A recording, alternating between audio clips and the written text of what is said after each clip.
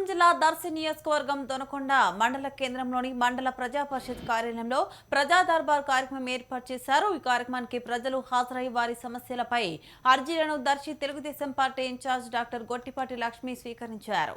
త్వరితగతిన సమస్యలను పరిష్కరించాలని అధికారులకు ఆదేశాలు జారీ చేశారు। చూసావా డాక్టర్ శ్రీ నాయకులు డాక్టర్ గొట్టిపాటి లక్ష్మీ మేడం గారికి సాధారణంగా గౌరవనీయులు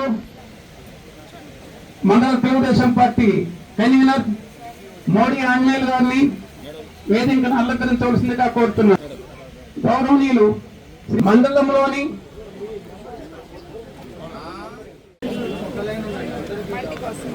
ఆన్లైన్ అప్లై చేసుకున్నావా?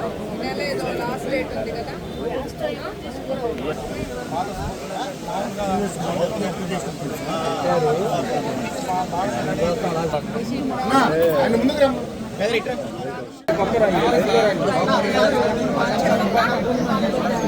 మీ దగ్గరకు వచ్చే ఎండిఓ